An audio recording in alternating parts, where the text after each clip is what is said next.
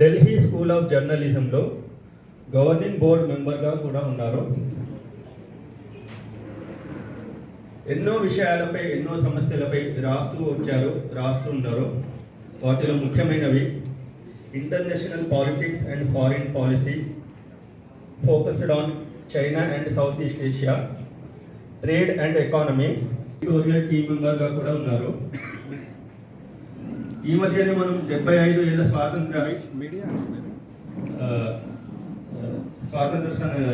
ఉత్సవాల సందర్భంగా ఆజాదీ కా అమృత్ మహోత్సవం అంటాము.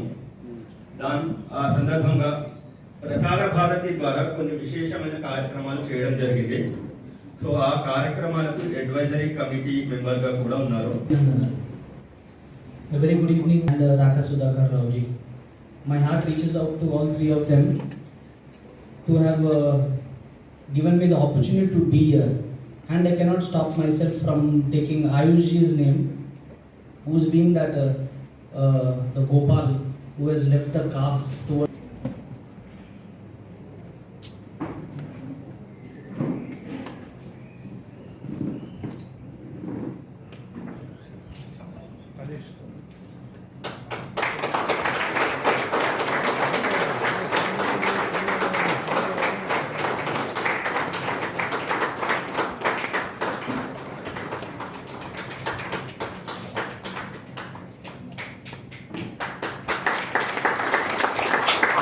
మిత్రులారా, ఈ పుస్తకం కార్గిల్ విజయ్ దివస్ నాడు ఆవిష్కరణ జరుగుతోంది. కార్గిల్ విజయ్ దివస్ గురించి మనం మాట్లాడుకుంటున్నాం. కార్గిల్ విజయ్ దివస్ జరిగిన తర్వాత 1998 తర్వాత 2 ఏళ్ల తరువాత ఉప్పల్ దగ్గర నేను ఒక విచిత్రమైనటువంటి సంఘటన చూశాను. ఆ సంఘటన ఏంటంటే, కేరళకు చెందినటువంటి ఒక జవాన్ కశ్మీర్లో యుద్ధం చేస్తూ చనిపోతే ఆయన అంత్యక్రియల కోసము ఆయన శవయాత్ర నడుస్తోంది. తండ్రి ముందు నడుస్తున్నాడు, వెనక కొడుకు శవం నడుస్తోంది. ఆర్మీకి చెందినటువంటి 10-12 మంది ఉన్నారు. అది కవర్ చేయడానికి ఒక విలేఖరిగా నా మిత్రుడు వెళ్ళాడు. అతను చూశాడు, ఒక కార్గిల్ యోధుడు కేవలం ఒక 10-15 మంది జవాన్లు, ఒక తండ్రి, తర్వాత శవపేటిక, ఒక మిలిటరీ వ్యాన్, ఇంతేనా అనుకుంటున్నాడు. అనుకునేటప్పటికి ఎదురుగా ఒక పెద్ద ర్యాలీ వస్తుంది. అందరి చేతుల్లో త్రివర్ణ పతాకాలు ఉన్నాయి. జిందాబాద్ భారత్, జిందాబాద్ భారత్, జిందాబాద్ నినాదాలు ఇస్తున్నారు. ఆహా, చాలా దేశభక్తి ప్రజల్లో ఉంది. ఈ షహీద్ కోసము, ఈ అమరవీరుడి కోసం వస్తున్నాడు అనుకున్నాడు నా విలేకరి మిత్రుడు. వాళ్ళందరూ కూడా భారత్ మాతాకి జై అంటున్నారు, కానీ వాళ్ళ భారత్ వేరు. క్రికెట్ మ్యాచ్లో గెలిచిన భారత్ కోసం వాళ్ళు జిందాబాద్ అంటున్నారు. దేశం కోసము నిజమైన పోరాటం చేసి బతుకు ఆట చావు ఆట ఆడినటువంటి సైనికుడి కోసము కార్గిల్ యుద్ధం జరిగిన 2 ఏళ్ల తరువాత ఎవడు గుర్తుపెట్టుకోలేదు. కాబట్టి ఈ కథలను తరువాతి తరానికి అందించాలి. మన యోధుల కథలను మనం గనక చెప్పకపోతే తరువాత తరాలు మర్చిపోతాయి. ఎందుకంటే భారతదేశపు సర్వసాధారణ ప్రజానీకము ఏనాడు కశ్మీర్ విషయంలో, కశ్మీర్ భారతదేశపు అవిభాజ్య అంగం అన్నటువంటి విషయంలో రెండవ ఒపీనియన్కి తావులేదు. అనకాపల్లిలో ఉన్నవాడైనా, అమలాపురంలో ఉన్నవాడైనా, లేకపోతే ఆదిలాబాద్లో ఉన్నవాడైనా, వాడి మనసులో కశ్మీరు నాది అన్నటువంటి భావన ఉంది. పాకిస్తాన్ ఎన్ని ప్రయత్నాలు చేసినా మేము ఓడిస్తామన్నటువంటి భావన ఉండేది. ఈ భావనను అటల్ బిహారీ వాజ్పేయి గారు ఒక కవిత రూపంలో చెప్పారు. धमकी जिहाद के नारों से हथियारों से कश्मीर कभी हथिया लोगे यह मत समझ, हमलों से अत्याचारों से संहारों से भारत का भाल झुकाओगे यह मत समझ, जब तक गंगा में धार, सिंधु में ज्वार, अग्नि में जलन, सूर्य में तपन शेष, स्वतंत्र भारत की बलिवेदी पर अर्पित होंगे अगणित जीवन यौवन अशेष అన్నారు వాజ్పేయి గారు. భయపెట్టి తుపాకుల ద్వారా, బాంబుల ద్వారా, పహల్గాం ద్వారా ఈ దేశాన్ని కశ్మీర్ నువ్వు తీసుకోలేవు. ఎందుకంటే ఇక్కడ భారత మాత బలివేది కోసము ప్రాణాలు అర్పించేందుకు వేలాది మంది తమ యవ్వన కుసుమాన్ని అర్పించేందుకు ఉన్నారు. అయితే ఆ యవ్వన కుసుమాల కథను మనం సమాజానికి చెప్పాలి. ఆ భావన నుంచి ఆవిర్భవించిందే ఈ పుస్తకం. ఇది మహాగ్రంథము కాదు, పెద్ద పుస్తకం కాదు, ఇది చాలా అద్భుతమైనటువంటి వర్క్ కాదు, చాలా సామాన్యమైనటువంటి వర్క్. నేను 1వ తరగతి పుస్తకం, పాఠ్య పుస్తకం రాశాను. దీనిని డెవలప్ చేసి ఒక పోస్ట్ గ్రాడ్యుయేట్ కోర్సుగా, ఒక రీసెర్చ్ కోర్సుగా డెవలప్ చేయవలసిన అవసరం ఉంది. నేను రెజిమెంట్ల పేరు రాయలేదు, కేవలం కథను మాత్రమే చెప్పాను. కొందరి కథే చెప్పాను. మనకున్నటువంటి 17 మంది పరమవీర చక్రలో 11 మంది కశ్మీరు గడ్డలో తమ ప్రాణాల్ని వదిలారు. అందరి కథ ఈ పుస్తకంలో లేదు, అందరి కథ ఈ పుస్తకంలో లేదు, కొందరి కథలు మాత్రమే ఉన్నాయి. కాబట్టి దీనిని తెలుసుకోవాలి. కశ్మీర్ గురించినటువంటి పోరాటం జరుగుతున్నటువంటి సమయంలో ఈ జాతి ఏనాడు పరాజయం అంగీకరించలేదు. రాజకీయ నాయకులు పరాజయం అంగీకరించారు, ప్రజలు పరాజయం అంగీకరించలేదు. డాక్టర్ సి నారాయణ రెడ్డి అన్నాడు, నెయ్యానికి భరత జాతి నిండు అమృత భాండం, కయ్యానికి వస్తే అది మండు అగ్నిగుండం. ఆపరేషన్ సింధూర్లో మనం చూపించాం. నెయ్యానికి భరత జాతి నిండు అమృత భాండం, కయ్యానికి వస్తే అది మండు అగ్నిగుండం, ఈ నేలను పుట్టిన శిశువైన ఉక్కు పిండం. వేటూరి గారు 1965 యుద్ధం జరుగుతున్నది అక్కడెక్కడో. ఇక్కడ ఉన్నటువంటి మన కవి వేటూరి ఏం రాశాడు? కాశ్మీరం దాటిరాగ కావరించునొకడు, త్రివిష్టపం దాటిరాగ తీవరించునొకడు. త్రివిష్టపం అంటే టిబెట్. కాశ్మీరం దాటిరాగ కావరించునొకడు, త్రివిష్టపం దాటిరాగ తీవరించునొకడు. లేరా భారత శౌరి శాత్రవతామిశ్ర వైరి, హతకులను కృతకులను శతజ్ఞులను కృతజ్ఞులను పనిగొని బలిగొనని నాడు, మనికి చేటు ఉనికి లోటు కునికి బాటు పొరబాటు, మనకు మనం ఎడబాటు అన్నాడు. ఇందులో రాసినటువంటి వ్యక్తుల కథలు చదువుతుంటే నిజానికి ఏ భావానుభూతి అయితే బాలరెడ్డి గారు, కెప్టెన్ బాలరెడ్డి గారు అనుభవించారో అది మొట్టమొదటిసారి ఇంగ్లీష్లోనో హిందీలోనో చదివినప్పుడు నేను కూడాను అదే భావావేశాన్ని అనుభవించాను. వీళ్ళు ముందుకు ఎందుకు వచ్చారు? ప్రాణాలు ఇవ్వడానికి ఎందుకు ముందుకు వచ్చారు? ఒక కవిత, హిందీ కవితలో చెప్తారు, జబ్ సూరజ్ హై కుచ్ మరా మరా, జబ్ డరా డరా హో ఉజియారా. ఉజియారా అంటే వెలుగు, వెలుగు భయపడుతున్న సమయంలో. జబ్ సూరజ్ హై కుచ్ మరా మరా, జబ్ డరా డరా హో ఉజియారా, చైతన్య నహి కోయి చింగారా, జబ్ బుఝా బుఝా హో అంగారా. మొత్తము నిప్పులన్నీ కూడా ఆరిపోయినటువంటి భావన ఉన్నప్పుడు, తబ్ సమఝో దూర్ కహీ కోయి చల్తా హై శిబిర్ అంధేరే కా. అప్పుడు అర్థం చేసుకోవాల్సింది ఏంటంటే ఎక్కడో రహస్యంగా చీకటి యొక్క యజ్ఞం, చీకటి యొక్క కుట్ర ప్రారంభమైంది. తబ్ సమఝో దూర్ కహీ కోయి చల్తా హై శిబిర్ అంధేరే కా, సంభవత మావస ఖోట్ రహా హై కంఠ సుజాన సవేరే కా. పసిపిల్లవాడిలా రాబోతున్నటువంటి సూర్యుడి యొక్క గొంతు నొక్కేసేటందుకు మావస్ అంటే అమావాస్య కుట్ర పన్నుతున్నటువంటి సమయంలో ఎవరు ముందుకు వస్తారు? अब जिसने माँ का दूध पिया है वो ही आगे बढ़ते हैं.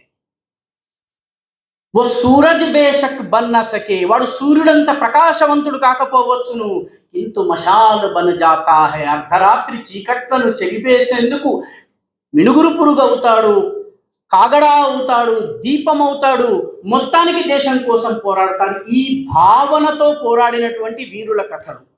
కొన్ని కథల్ని బాలరెడ్డి గారు చెప్పారు. కొన్ని విచిత్రమైనటువంటి కశ్మీర్కి సంబంధించినటువంటి విశేషాలను మీ ముందుంచి నేను నా కథనాన్ని ముగిస్తాను.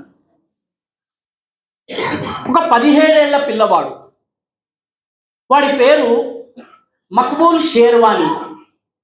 పాకిస్తానీ సైన్యం వస్తోంది, బారాముల్లా దాకా వచ్చేసింది.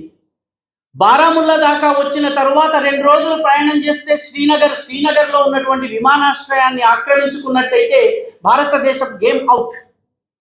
ఆ సమయంలో ఈ 17 ఏళ్ల మక్బూల్ షేర్వానీ వాళ్ళ దగ్గరికి వెళ్ళాడు, సలాం అలైకుం చెప్పాడు, అల్లాహు అక్బర్ అన్నాడు, రండి మీకు షార్ట్ కట్లో శ్రీనగర్కి తీసుకెళ్తా అన్నాడు. అడవుల్లో తీసుకెళ్లాడు, అడవుల్లో దారి తప్పించేశాడు. 2 రోజుల పాటు వాళ్ళకి దారి చిక్కలేదు.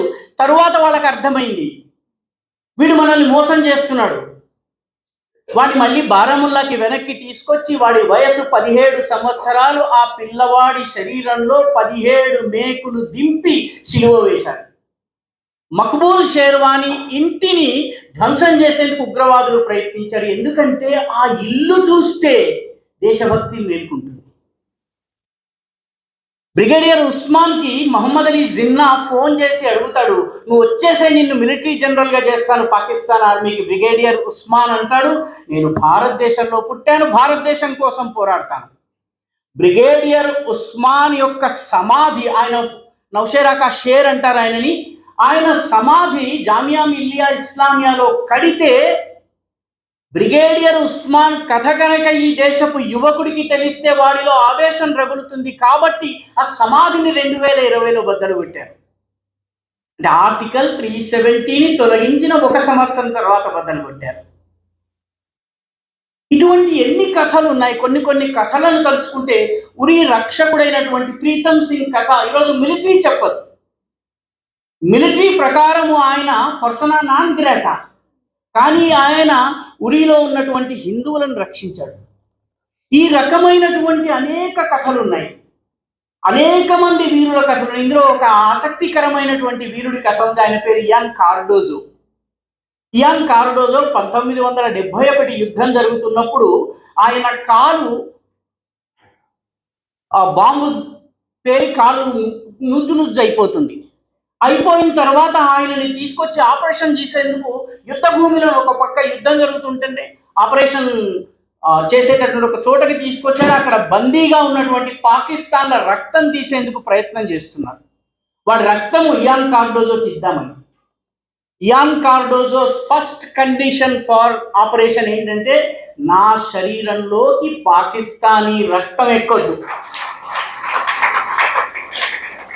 మిలిటరీ వాళ్ళు అన్నారు, నువ్వేం మాట్లాడద్దు, నువ్వు ఊరుకోమన్నారు. సరే, ఏదో రకంగా ఆపరేషన్ అయింది. ఆపరేషన్ అయిన తర్వాత ఇయాన్ కార్డోజో ఆయన కాలు ఆపరేషన్ అవ్వడానికి ముందు కాలు నుజ్జు అయింది, ఏం చేయాలి అన్నప్పుడు అతను ఇది గనక ఉండినట్లయితే గ్యాంగ్రీన్ స్ప్రెడ్ అవుతుందని చెప్పి భావించి తను గూర్ఖా రెజిమెంట్కి చెందినవాడు తన తోటి గూర్ఖా సోల్జర్ని పిలిచి, నీ దగ్గర ఉన్నటువంటి కుక్రీ, గూర్ఖాల కత్తిని కుక్రీ అంటారు, ఇలా వంగి ఉంటుంది, ఆ కుక్రీతో నా కాల్ని కట్ చేయమంటాడు. నైకర్ సత్తా సాబ్ అంటాడు గూర్ఖా. మాణిక్ షా చెప్తాడు, ఎవరైనా గనక నాకు చావంటే భయం లేదు అంటే వాడు అయితే అబద్ధం చెప్తుండాలి, లేకపోతే వాడు గూర్ఖా అయి ఉండాలి. అటువంటి గూర్ఖా కాలు కోయడానికి భయపడతాడు. ఇయాన్ కార్డోజో వాడి కుక్రీని లాగి తన కాలుని తాను కట్ చేసుకుని దీనిని సమాధి చేయమని అడుగుతాడు. అది ఇక్కడితో అయిపోలేదు. ఆపరేషన్ అయింది, బయటకు వచ్చాడు, ఆయన ఆర్మీ నుంచి రిటైర్ కాలేదు. ఆయనని తీసుకెళ్ళి ఏం చేస్తారంటే, నిన్ను ఒక క్లరికల్ కైండ్ ఆఫ్ జాబ్లో పెడతామంటారు. ఆయన అప్పటికే మేజర్ జనరల్. నేను క్లరికల్ జాబ్ చేయను, నేను యుద్ధం చేస్తానంటాడు. కొండలు ఎక్కడంలో అతను కృత్రిమ కాలుతోటి కొండ ఎక్కి అందరికన్నా కాళ్ళున్న వాళ్ళకన్నా ముందెళ్ళి పైకెక్కిన తరువాత అతను నేను ఫస్ట్ వచ్చానని చెప్పిన తర్వాత ఆర్మీ అధికారులు లేదు లేదు నిన్ను ఆర్మీ ఆపరేషన్లో పెడతామంటారు. ఎన్ని కథలు ఉన్నాయి ఇటువంటివి. రుక్సానా గురించి బాలరెడ్డి గారు ప్రస్తావించారు. రుక్సానా కాకుండా జ్యోతి అనేటటువంటి మరొక అమ్మాయి కూడా ఉంది. ఈ అమ్మాయి కూడా ఉగ్రవాదుల్ని చంపింది.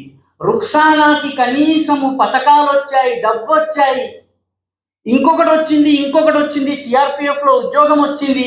కానీ ఈ జ్యోతి అనే అమ్మాయి ఈ రోజు వరకు కూడా జమ్మూ కాశ్మీర్ ప్రభుత్వము కనీసము పరిహారం ఇవ్వలేదు. కాబట్టి ఈ తరానికి చిన్న పుస్తకం రాశాను. ఇది పెద్ద పుస్తకం కాదు, ఇది గొప్ప గ్రంథము కాదు. మనకి మన పిల్లలకి కథలు చెప్పాలి, తెలుగు చదివించాలి. దాని ద్వారా మన కశ్మీర్ యొక్క అసలు కథని మనం తెలియజేయాలి. ఈ ఉద్దేశంతో ఈ పుస్తకాన్ని రచించడం జరిగింది. సంవిత్ ప్రకాశన్ వారు పెద్ద మనసుతో దీన్ని ఇంగ్లీష్లోకి అనువాదం చేశారు. అది నా అదృష్టం. అది కార్గిల్ విజయ్ దివస్ నాడు విమోచన అవుతున్నది, అది కూడా అదృష్టము. కాబట్టి ఈ సందర్భంగా నేను మీ అందరికీ ధన్యవాదాలు తెలుపుకుంటూ ఒక్క విషయాన్ని ప్రస్తావిస్తాను. మిత్రులారా, జమ్మూ కాశ్మీర్ స్టడీ సెంటర్ యొక్క ప్రముఖగా చాలా కాలం పనిచేసినటువంటి అరుణ్ కుమార్ గారు ఒక మాట అనేవారు, జమ్మూ కాశ్మీర్ గురించినటువంటి వాస్తవాలు తెలియవు. ఇక్కడ ఉన్నటువంటి మనందరికీ డేమ్ చౌక్ గురించి తెలియదు, కానీ లాల్ చౌక్ గురించి తెలుసు. డేమ్ చౌక్ లో ఉన్నటువంటి బుద్ధిస్టులు 60 ఇళ్ళు మాత్రమే ఉంటాయి.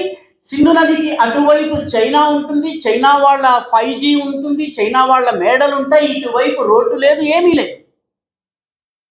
కానీ డేమ్ చౌక్ లో ఉన్నటువంటి ప్రజలు త్రివర్ణ పతాకం ఎగరేయాలని కోరుకుంటూ ఉంటారు. మన్మోహన్ సింగ్ ప్రధానమంత్రిగా ఉన్న సమయంలో ఈ డేమ్ చౌక్ లో ఉన్నటువంటి ప్రజలు జెండా ఎగరేయాలని ప్రయత్నిస్తే ఆగస్టు 15కి అక్కడి నుంచి చైనా వాళ్ళు మైక్లో అనౌన్స్ చేశారు, నువ్వు గనక త్రివర్ణ పతాకం ఎగరేస్తే మేము ఫిరంగులతో మీ ఊరిని లేపేస్తామని. వాళ్ళు వెనక్కి వచ్చారు. లేహ్కి వచ్చి లేహ్లో ఉన్నటువంటి జిల్లా కలెక్టర్ గారిని, కమిషనర్ గారిని, ఆయన శ్రీనగర్లో ఉన్నటువంటి చీఫ్ సెక్రటరీ గారిని, ఆయన అక్కడి నుంచి ప్రధానమంత్రిని, ఈ మొత్తం సర్క్యూట్ అంతా తిరిగిన తర్వాత చైనాకి కోపం వచ్చే పని చేయకండి అన్నటువంటి సందేశం వచ్చింది. ఆ ఊరి ప్రజలందరూ కూడా ఆగస్టు 15 పొద్దున ప్రభుత్వం యొక్క ఆజ్ఞను పెడచెవిన పెట్టి త్రివర్ణ పతాకాన్ని ఎగరేసి చైనా తీసుకుపోయి, దురదృష్టవశాత్తు మీడియా కావచ్చును, లేకపోతే ఈ కన్వెన్షనల్ నెరేటివ్ లో లాల్ చౌక్ గురించి వస్తుంది, డేమ్ చౌక్ గురించి రాదు. కాబట్టి ఈ కథలు తెలియవలసినటువంటి అవసరం ఉన్నది. వీటిని చెప్పేటటువంటి చిరు ప్రయత్నం ఇది. ఈ పుస్తకము ఎక్కువ మందికి వెళ్తుందని నేను ఆశిస్తున్నాను. ఎందుకంటే నేను రాశాను కాబట్టి కాదు, వాస్తవానికి ఈ కథలు తెలియ పరమవీర చక్ర ఎలా తయారు చేయాలి అని చెప్పి ఆలోచిస్తున్నప్పుడు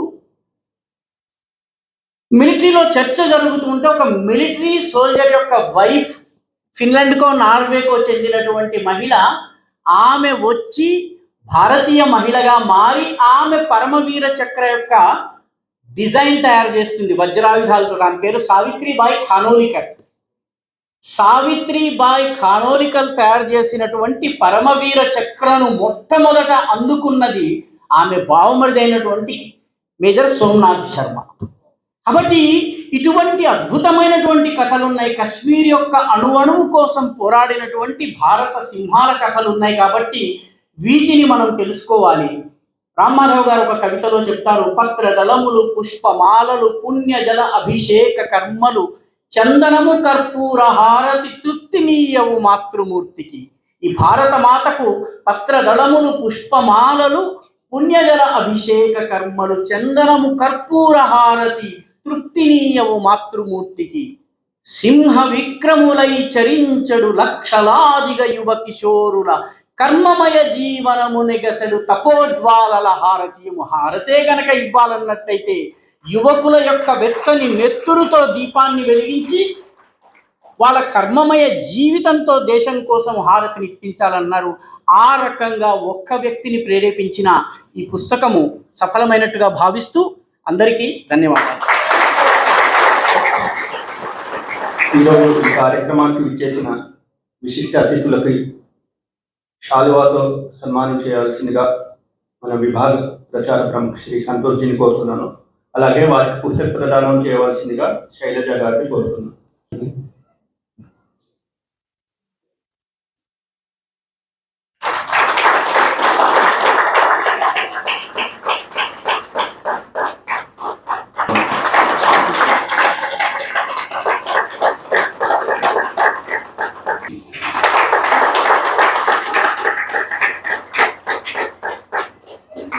సిహెచ్ బాలరెడ్డి గారికి సన్మానం.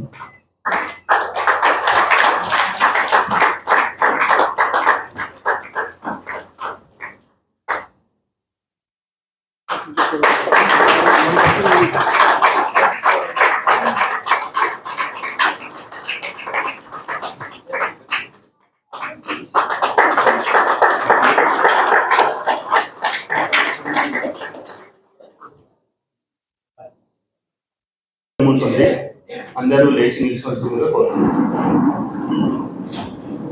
అందరం కలిపి పాడతాము కదా.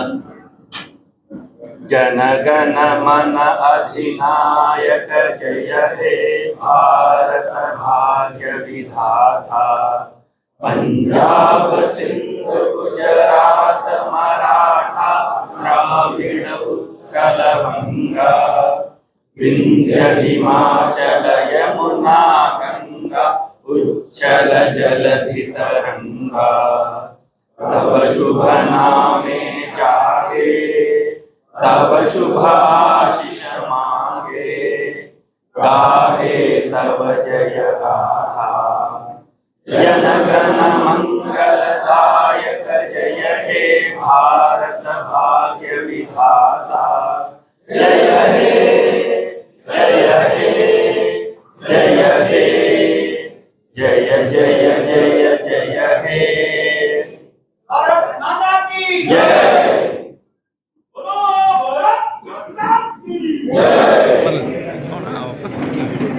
రెండు వచ్చేసాయి hi friends, good evening. Welcome to our channel voice of Jeevanaditya. ఈరోజు మనము రాకాలోకం ఛానల్ ప్రెసిడెంట్ కస్తూరి రాకా సుధాకర్ గారి యొక్క పుస్తకావిష్కరణ ఇచ్చాము. ఈరోజు మనకు గొప్ప విషయం ఏంటంటే కార్గిల్ విజయ్ దివస్ ఈ రోజు నాడు వారి పుస్తకావిష్కరణ జరిగింది.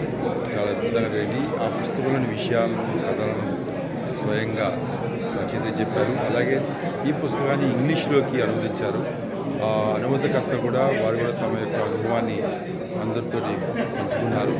సో ఇందులో మనం పార్టిసిపేట్ చేయడం మనకు చాలా ఆనందంగా ఉంది. సో మీరు కూడా చూడండి, ఆ పుస్తకాన్ని కొనండి. మన కాశ్మీర్లో ఉన్నటువంటి అనేక హీరోస్ వాళ్ళ యొక్క వీరగాథను తెలుసుకోవాలంటే పుస్తకాన్ని చదవాలి. చదివి మన యొక్క రాబోయే తరాలకు కూడా మనం ఆ కథలను చెప్పాలి.